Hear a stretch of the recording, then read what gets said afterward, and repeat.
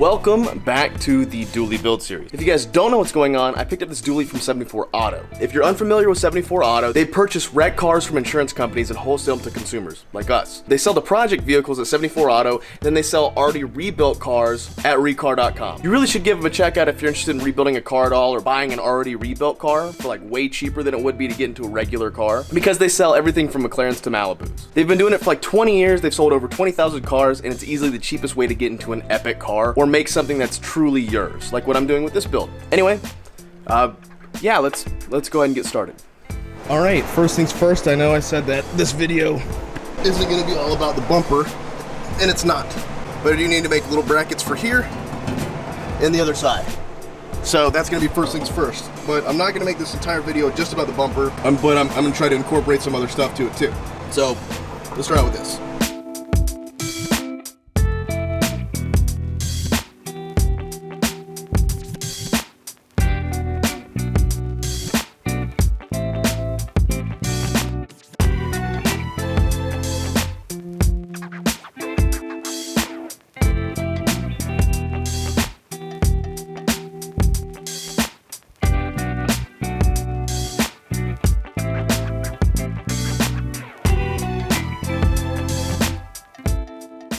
All right, now there's not a really good way to show this, so I'm just gonna kind of like tack those pieces of metal in place at the proper angle, and then I'll finish the welds after I pull the whole bumper off.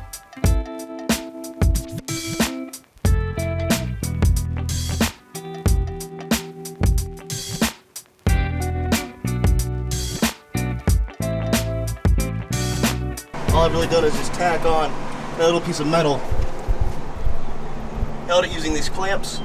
Just tacked it on, and then I'll pull it off and drill the holes.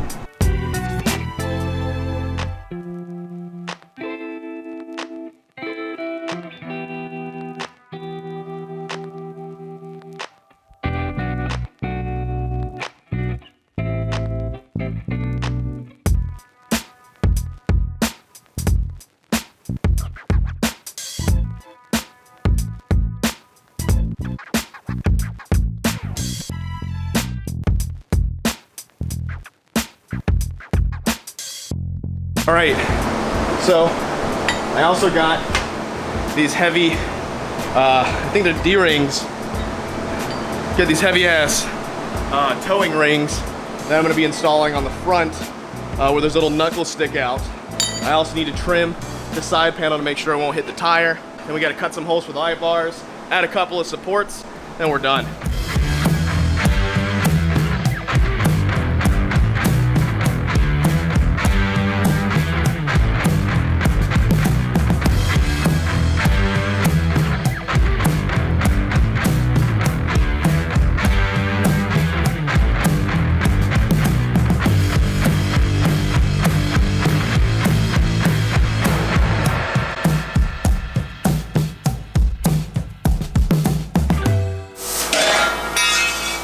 Now to weld on those supports.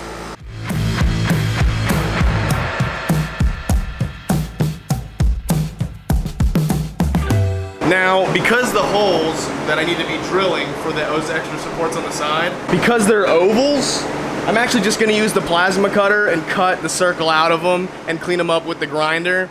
That way I don't have to drill a bunch of holes in sequence. Call it lazy, whatever you want. Actually, I'm calling it lazy.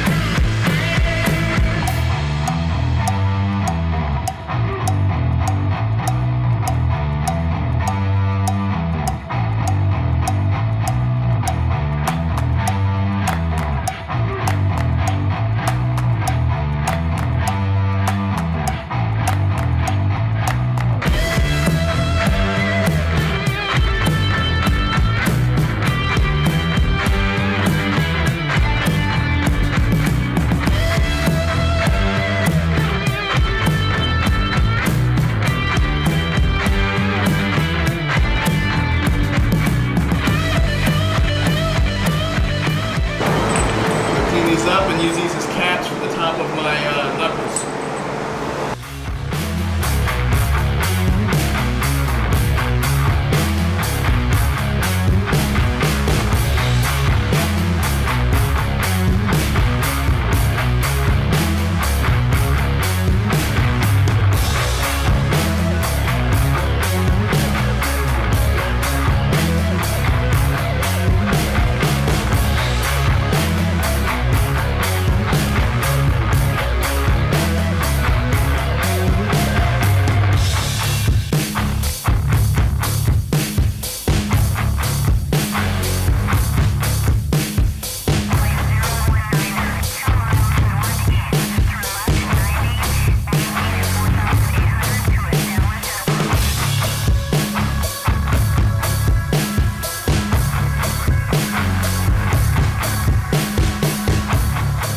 I got one of the light bars installed. I still have to do another one and then put two more over here. A couple of parking sensors and then maybe my fog lights, but call it good for right now. Go inside, clean up, see you tomorrow. Boom, fresh start. All right, so now I'm gonna install the upper LED bar. I cut this one a little bit wider than it needed to be because I wanted a little bit more airflow. However, I did measure it wrong somehow. Cut this one a little short, so I do need to finish cutting this and then we'll install the upper LED bar.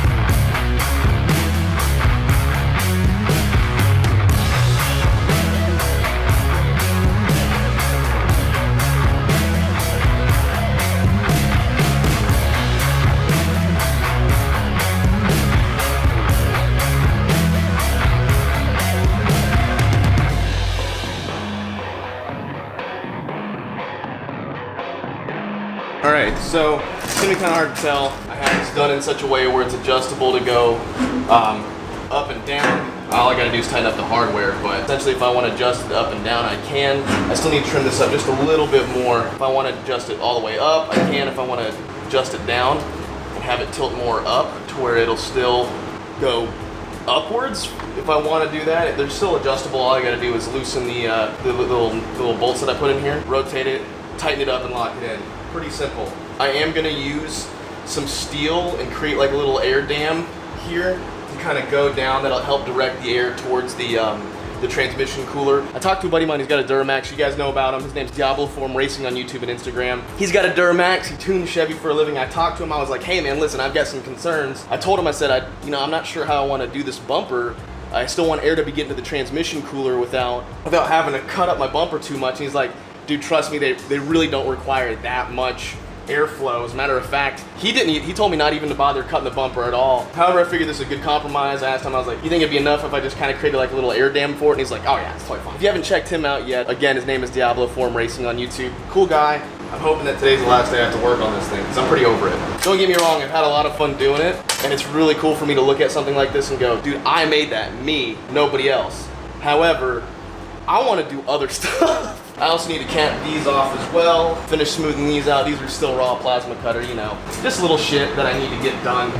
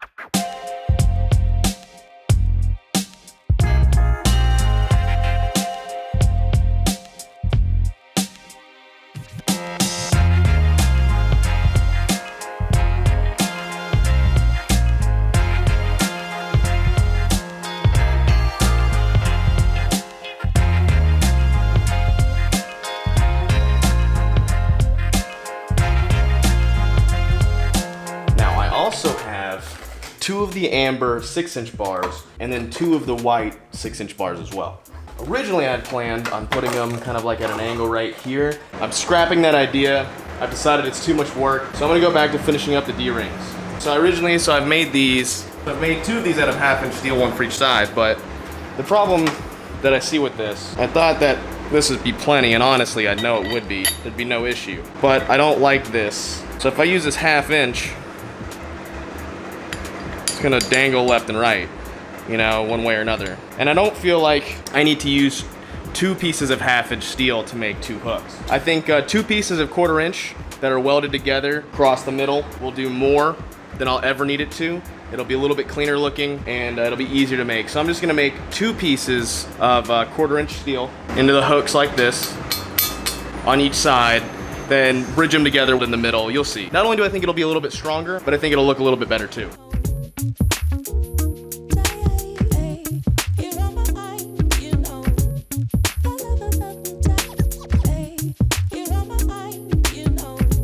Also, I did want to say the reason I didn't go ahead and cut these with the plasma cutter before I drilled the holes is because my drill press is kind of a piece of crap. Been giving me a lot of issues lately.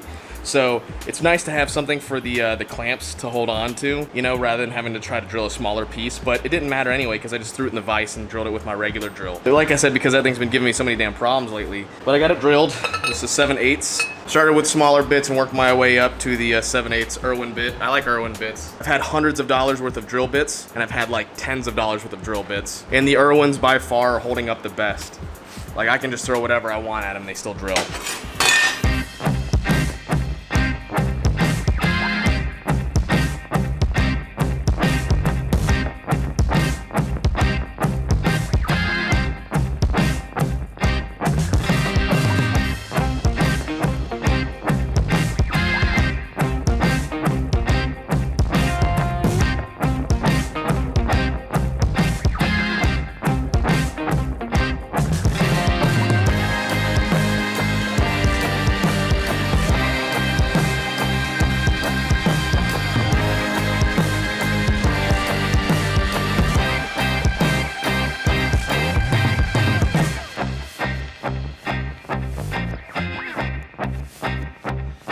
Oh, I am freaking exhausted. I spent so much time off camera grinding and getting everything, all the finishes tight and ready to go for tomorrow when I drop it off at what's it called, Linex, to have them do the Linex on it. But the amount of welding and grinding it took to get them the way I want them is painful. And I'm so freaking proud of that. Anybody can say whatever they want about this bumper. You don't like the styling, you don't like the lights. I do not care, and I'll tell you why. I freaking made this thing from start to finish. Everything up until the tow hooks and light bars. And you know what? I couldn't be more proud of myself for doing it, and I'm very happy knowing that there's only one of these out there. I got everything basically cleaned up how I want it. I gotta finish up 1 or 2 more little grinds in the morning, but then I'm taking it straight to the place to have them Linex it. I'm not fooling with this thing anymore. I'm happy to be done with it. Like, it's been an adventure. I've had a good time doing it, but I'm happy to have it done. Put those light bars in it real quick, put it on the truck, do a test fit, make sure everything looks good. I'm gonna call it a night.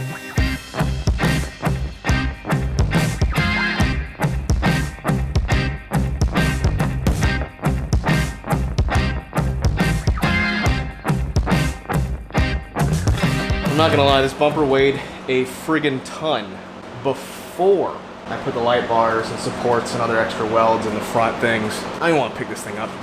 Baby's gotta do what a baby's gotta do.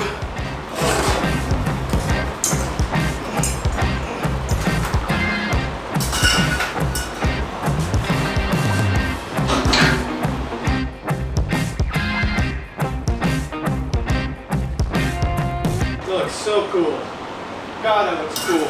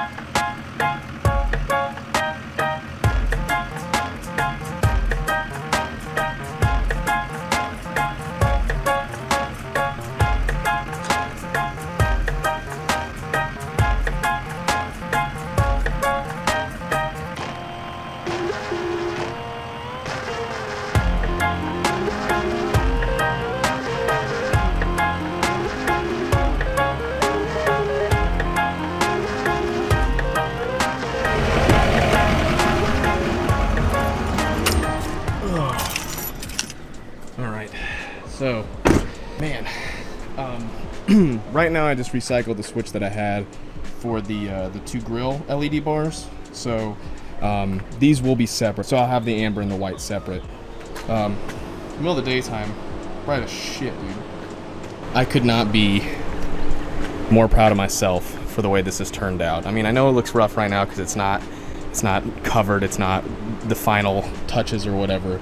I cannot wait to drop this thing off, have all the last little bit. I did my last little bit of smoothing up here, trim the sides to where they won't hit the tire or anything like that. There's hella room here. I got the side mounts on. They're not hooked up or anything like that, but where that little spot right there that's like burn away from the welder, that's where the side mounts go. Right now I just have the top 2 bumper ones, but man, I am so absolutely just so happy with myself on this. Like, there's a lot of stuff that I do that I'm like, nah, it'll probably turn out okay. This was one of those things where I was like, it'll probably turn out. And you know, I get a lot of people don't understand. Just Google off-road bumpers, you'll see what I'm talking about. I feel like a lot of people who comment on the bumper don't have off-road bumpers or have never seen them. But trust me, just Google like off-road bumper, you'll see the type of bumpers if you're unfamiliar with the type, and you'll see like the kind of ones that I modeled these after. These turned out really good. I'm actually quite proud of the way these little tow hook things that I mounted up turned out.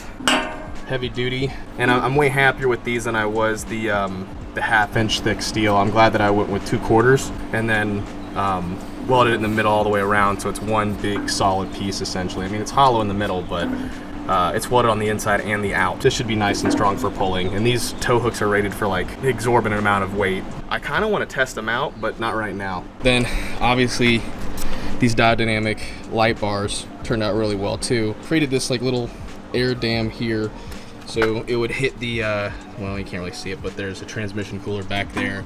I calculated the surface area, so this is the original spot of where your transmission cooler goes, right here. This is almost 2.5 times as wide on this bumper, just slightly more surface area to where the air gets in the transmission cooler. This should actually provide more airflow. I'm not super worried about it. I left some gaps on the top and the bottom so air could flow through there as well, plus all this here. You know, I think this will be a good solution. I got 1 or 2 small things I'm gonna do in the morning before I go and drop it off and do the final coating, and then I'm done. I will never work on this thing again. I decided that the fog lamps weren't worth it. I'm happy to be done with this, I really am. I'm exhausted, I'm beat down. This thing has challenged me both physically and mentally. You know, I'm finding metal shavings in places that man should never get metal shavings in. You couldn't hurt my feeling on this bumper if you tried at this point. I have something that literally nobody else has because I made it myself, and man, that's a feeling. How much did it cost me to make this?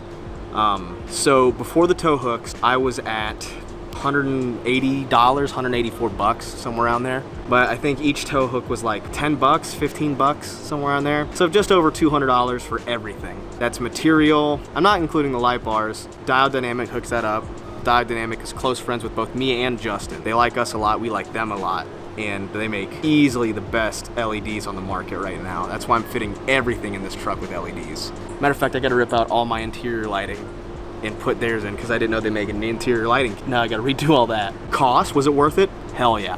The one I modeled this after was about $1,800. That's without LEDs. That's before shipping, and shipping costs a fortune because these things weigh hundreds of pounds. I would have to say that this thing probably weighs 200 pounds. Not light, it's not light. With the light bars, I'd still probably be under $500, especially with how cool it looks too, because I get it, it's not everybody's flavor, but god dang do I think it looks so cool. And it's like when I started making the bumper, I received a little bit of hate one way or another, like why would you get rid of the OEM bumper, too many lights or whatever. And at first I was like damn, so far I've had nothing but positivity about this truck, some here's and there's, but really it was like that's where I got probably like the most concern. And it kind of did throw me through a loop at first. I was like, man, I'm not so sure, like I like it, but people don't seem super stoked about it. But at this point, I'm happy. I don't give a shit. Don't run with these on the road. It's like incredibly illegal. I don't even know what to say. I'm exhausted. I'm 3 different colors. Shouldn't even really be doing this. I still got brand new tattooing. I'm gonna pack it in, get cleaned up. All right, now that everything is basically smooth, I've kind of like rounded off all the corners and whatnot. The last thing I have to do is install the parking sensors on this bumper. So here's your OEM bumper. It's actually pretty simple. They basically just have a big hole drilled here. And then there's these little notches here along the corner to keep the parking sensor. This is like, focus. This is the basically just a little plasticky bit that holds the parking sensor in it. That basically just kind of goes in there and you push it in and it locks in place using these little plasticky clamps. So I'm basically just going to recycle these, drilling the hole into the same positions on the bumper that I made. It's a big hole, so I will have to step up until I get to my 1-inch drill bit. I think the holes are about an inch in diameter, maybe just a little bit bigger, so we might have to ream it out a little bit. Giggity giggity. So I'm just going to drill the holes in the bumper. All right, so I've got my holes drilled for the sensors, right? So four big ass 1-inch holes. I believe they're an inch. Look at this. So you're gonna put it in, right? This is how these work. You just kind of like press in, right? Then you push them in. It's hard to tell, but these little notches here, they're supposed to be cut out for these. There's 3 of them. They're 1, 2, 3, and that's to keep this whole thing from rotating in the assembly, because if it's in there, you don't want it rotating, it might throw the sensors off. So what I'm gonna do is I'm gonna take my Dremel here, a little bit, and just notch these out so this thing fits in there and it won't rotate. So, yeah. These are good. They don't rotate, nice and flush, and if I wanna pull it out, I have to unclip it from the back. I lost this one. Don't know where that went. It's somewhere in the garage. I'll find it in a minute. But just using this little tip, I kind of just trimmed these little sections out. So now you match up with these, and then just kind of, oh man, look at that. It won't rotate. Nice and flush. I mean, obviously I'll have to paint those black so they match the bumper. That's it. The bumper is done. Like, done. The only thing now that I have to do is take this big old hunk of steel and go get it line X'd, which I'm going to do tomorrow because today is a holiday. D-U-N, done. And I cannot be happier about this. With the way the internet is, I feel like I'm always like, you know, you got people from all over the place with different experiences, different standpoints of views and stuff like that. I feel like I'm constantly having to go, just trust me, okay? Just trust me on this. Wait through the weird parts that you don't understand because you can't see the vision in my head, and then be like, you know what, okay, I trust Dan at this point. We've known each other for a good amount of time. I feel like he's gonna steer me right on this one, and I feel like I really have on this bumper. And I know it doesn't look great right this very second because its paint's not smooth and like everything's not been 100%, like parts where the metal is still exposed and like half of it's spray paint, the other half of it's primer. The next thing you'll see is me putting this thing back on the truck, completely done, light bars hooked up, be good to go.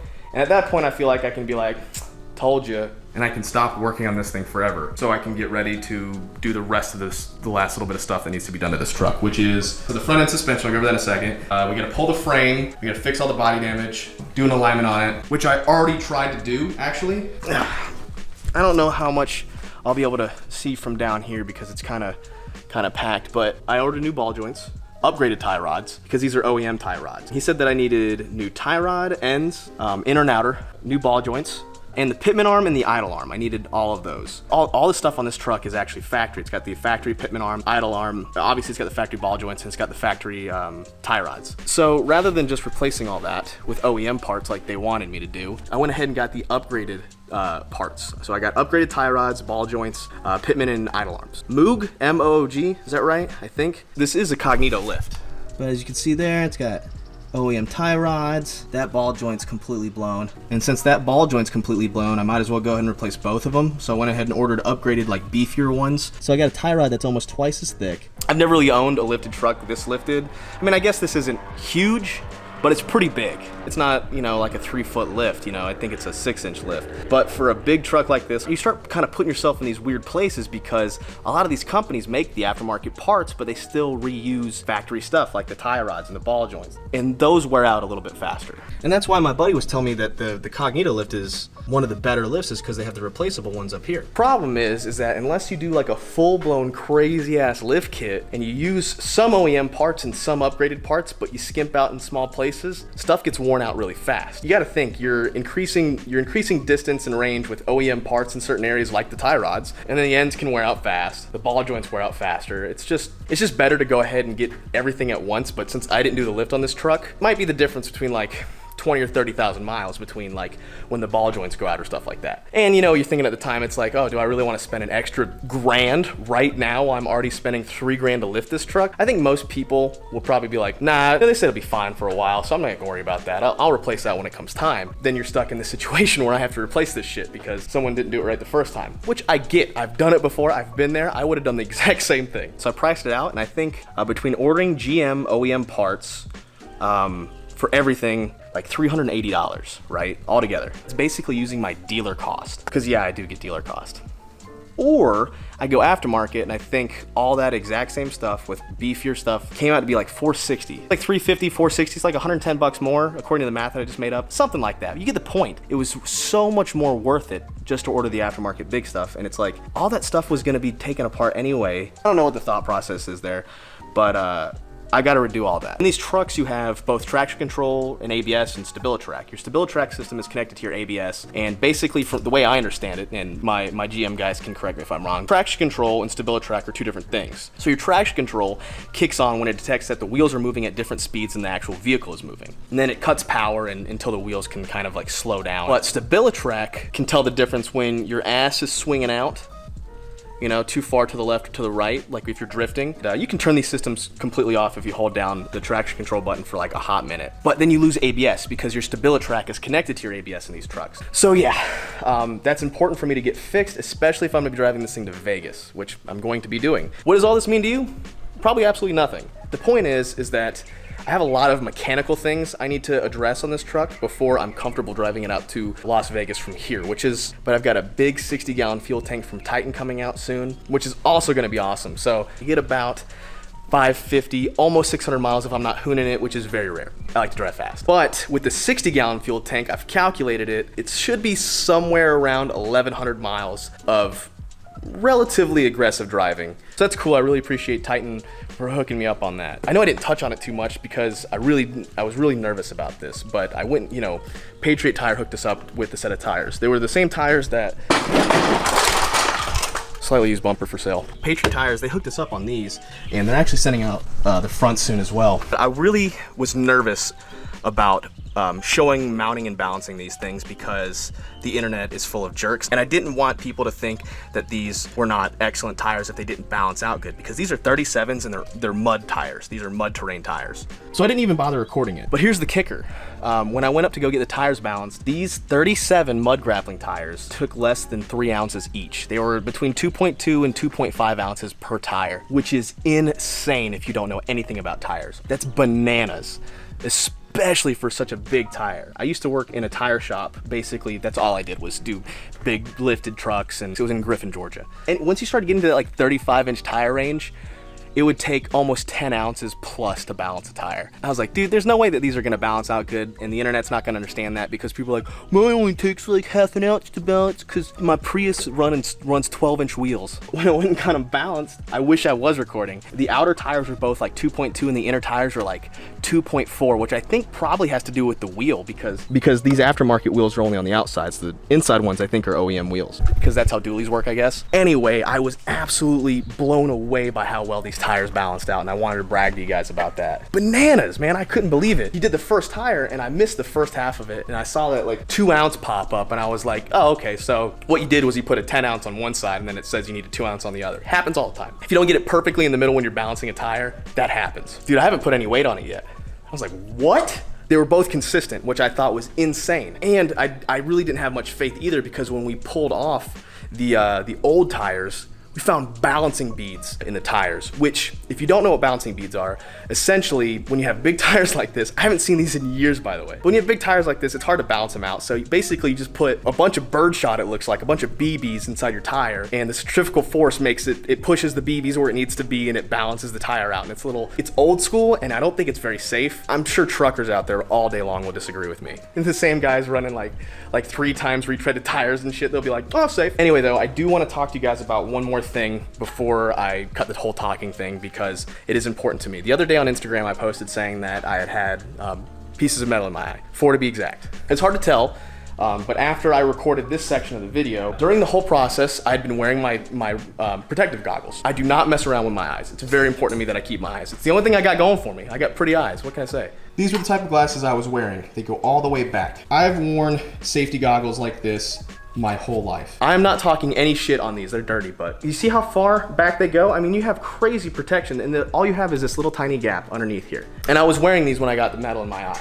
I was at my bumper grinding, and I had my fan pointed up like so, and the sparks from the angle grinder were going directly into the fan and blowing back at me, and I didn't realize this. And I caught just a little in the corner of my eye. I felt it get in my eye. And it didn't really hurt that bad. It's the price you pay for working with stuff like this. I've been doing stuff like this for a while now. It happens, you know, you get injured. I've got burns, cuts, scrapes. I take this very seriously now though. I wear a respirator, hearing protection, just a piece of old headphones, and eye protection, and it still got in my eye. That was it. I felt a little bit of irritation here for a little while, and then it went away, and I went on with the rest of my day. And the next morning, I got up, and it was like a little bit more irritated. Throughout the day, it just got worse and worse and worse. I was struggling. I was like, to keep my eye open. It was really painful. I've had stuff in my eye before. I usually ignore it. But Laura kind of got up my ass about it, and she tried to help me out. She's like, you know what, we should probably go to the optometrist. And I was like, yeah, you're right.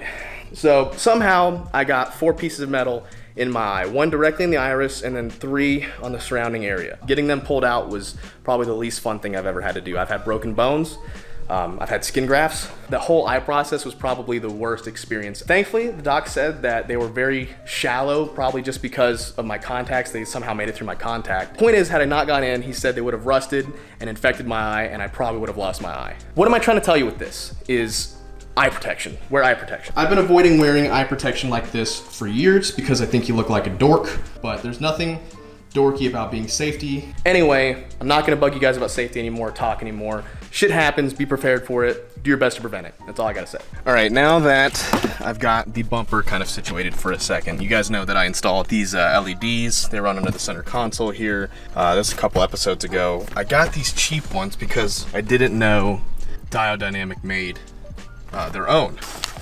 I don't know why I didn't know that. I feel like I should have known that, but I guess I just didn't. This should actually be super simple because you guys remember I wired the one that goes underneath here. Don't even have to worry about all that. I should just be able to rip it all out, put this one in.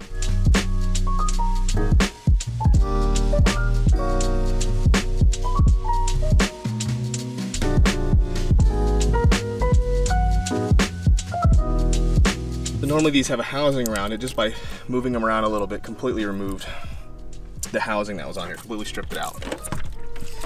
So, quality control number 1. Quality control number 2, these are much bigger LED strips with 3M brand backing, so they're gonna stick better. Higher quality material, higher quality strips. See how this basically just got completely removed out? These are the old ones. These are trash. We're gonna run the higher quality strips underneath through here. Whoa, those are hella bright. Those are crazy bright. Those are way brighter than the other ones. Wow. All right. So for the back, I want to put it on the seat back here. But I don't want to use the 3M because you put 3M on here, it's going to wiggle around and it's going to tear loose eventually. So I'm going to use some Velcro.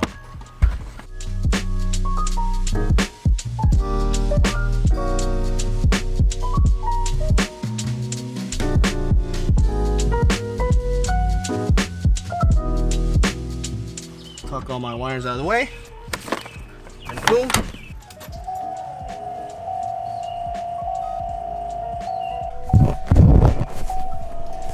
These shine nice and bright until we get our speaker box, which I might still do.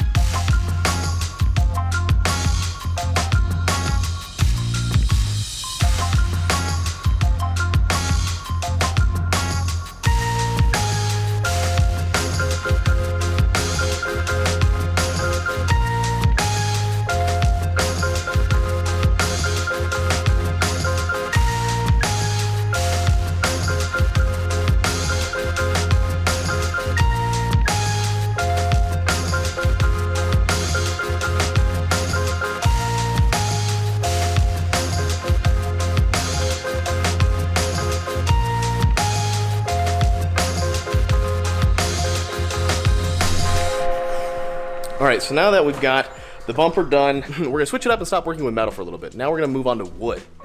But I've made quite a mess with my garage, so I'm gonna kind of get this straightened up a little bit first, and then we'll do that. All right, that is much better, kinda. It's not great, but certainly way cleaner than it was before.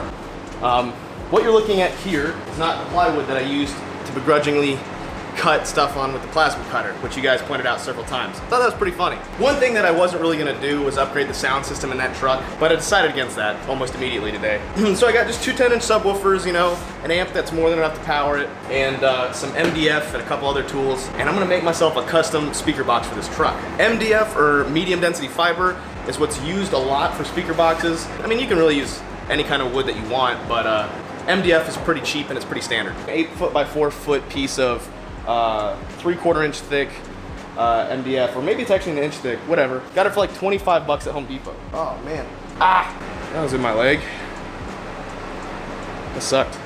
The reason I'm making a custom speaker box rather than just buying one is because it's not that they're expensive, really. They're actually pretty reasonably priced online. But I wanted something that I could call custom, kind of into that. Yeah, there's really no rhyme or reason. The most expensive part was actually the tools rather than the speakers, because I picked up a router and I picked up a skill saw, two tools that I don't have, believe it or not, just because I don't really work with wood that much. But I have been wanting to work with wood more, and I've got a couple things that I want to build when we do move into the new house. Personally, I'd rather buy the tools and do it myself than buy something that's pre-made, save myself some money in the long term. Either way, I just kind of wanted to do it and do it myself because that's how I am. It's what I'm into. So yeah, I got big old piece of MDF. I got 2 of these. These are just little 10-inch kicker C-comps, or comp Cs. And the reason I got these is because they're super thin. These are one of the thinnest speakers that I could find that still perform really well. Because there's not a whole lot of room underneath those back seats, I needed something that had, you know, like a smaller magnet and would still perform well. I also picked up a Kicker 1600 watt amp.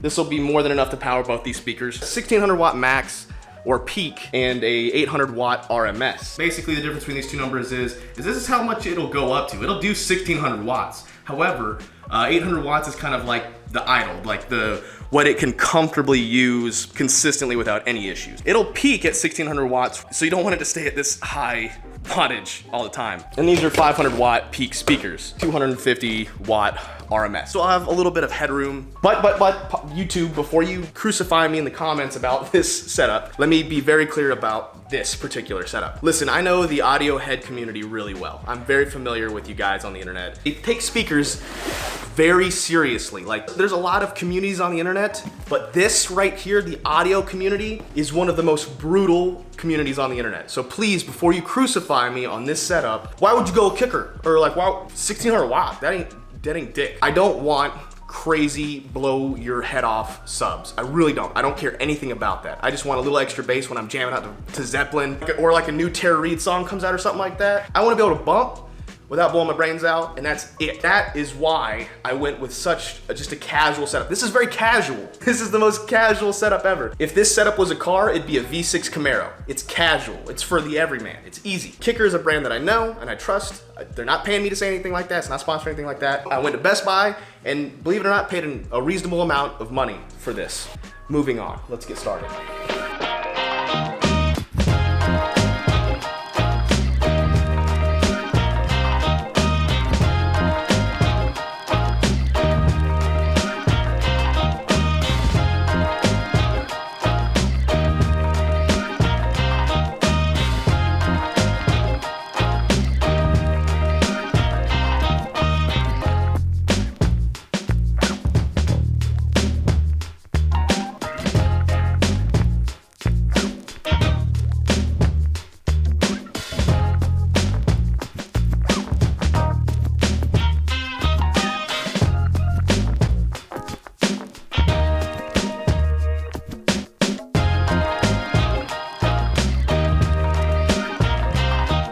Now, I'm using the router to cut a perfect circle so the speaker can sit inside of this hole.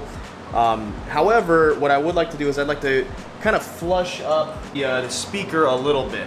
I want to be able to flush the speaker up with the particle board, or I'm sorry, the MDF. I want to flush the speaker up with the MDF so I can have as little kind of clacking as possible. So before I cut all the way through, I'm going to kind of jerk this over a little bit, about another 1/2 inch. You'll kind of see what I'm talking about, but let me Just kind of raise this thing up real quick. This is just a hole jig on a router.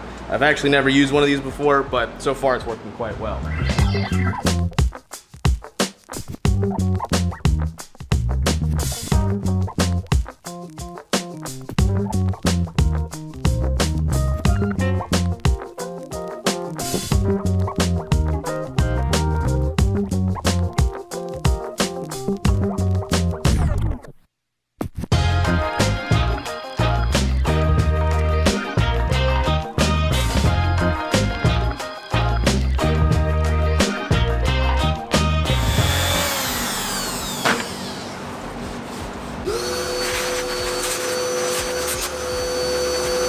Alright, so I had to do some freehanding because I actually underestimated my hole size. A little boofy, not the cleanest, but I think what I'll do is I'll hit it with a sanding disc all the way around the inside, really smooth it out, but it's actually nice and beveled, so I'm gonna call this one good for right now.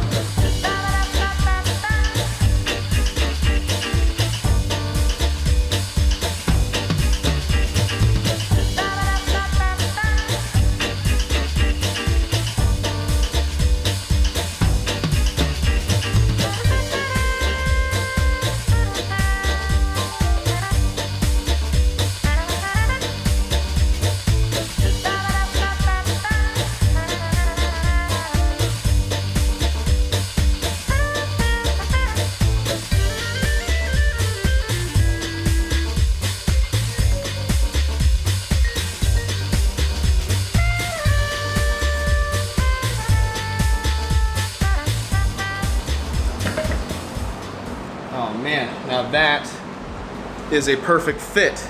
It's a shame that I didn't figure that out first on that other side, but I'll clean up that other side and make it work really well. You're not even gonna see the speakers anyway, but I have it recessed about 1/4 of an inch just so I get a little bit of extra play so the speakers don't hit the seats underneath. I'll probably end up putting some sort of mesh covering over this in the long term to keep it from being affected. But yeah, very happy with that. This is obviously going to go on top. Now we need an equal piece on the bottom, another 55 inches worth of wood. However, in the bottom of that floor area, there's about a 15-inch wide hump. That means I need a 20-inch piece, a 15-inch piece, and a 20-inch piece, and I need them to be about an inch off the ground on either side. So I need a 20 3/4, another 20 3/4, and a 16 1/2 actually. Because it needs to overlap a little bit, so that's something to grab onto, and this is 3/4 inch thick.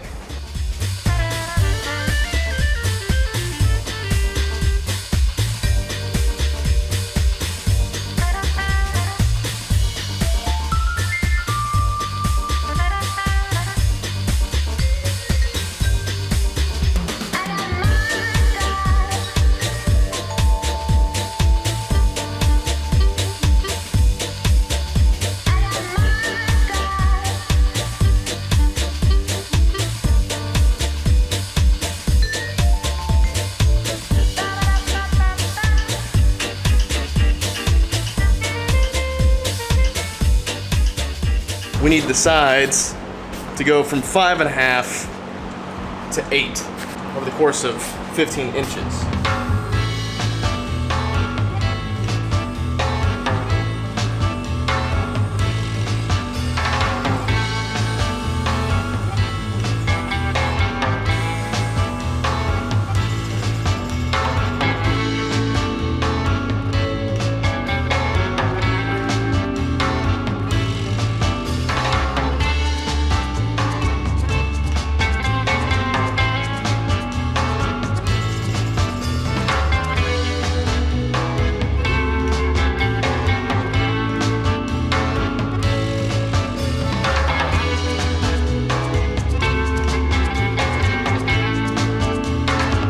Now I did get a little split. However, I'm gonna be using silicone and wood glue to hold everything together. I'm just mocking things up right now. So I'm gonna switch to a longer drill bit, hopefully keep things from splitting. Because I think what happened is that once it starts to press it in, like the MDF is great for certain things, but once you start expanding on the inside, it's not great. So maybe a longer drill bit will keep it from happening. But I'm gonna be using a lot of glue and silicone to seal this box up nice and tight, so I'm not super worried about it. If they were like 12s or 15s or something, I think it'd be a problem, but I don't think it'll be a problem with this box.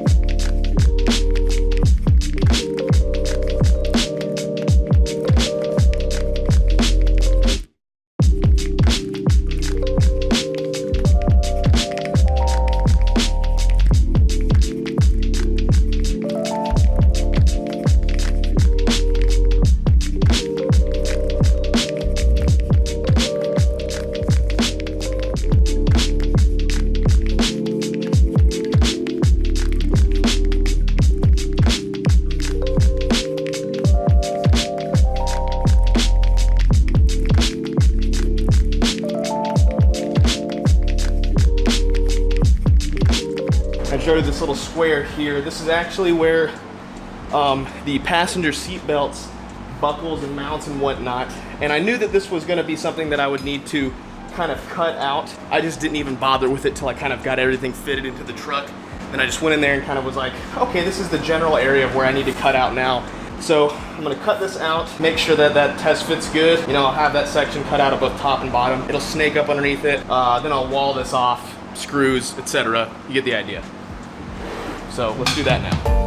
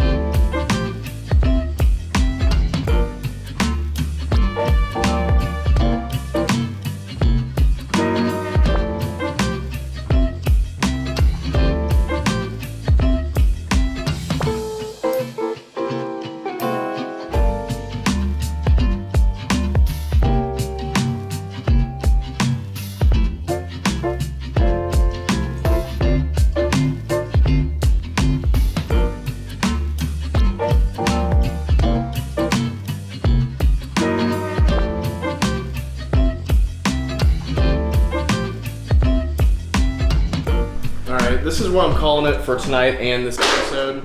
I'm tired. I won't be able to work on it very much more this week.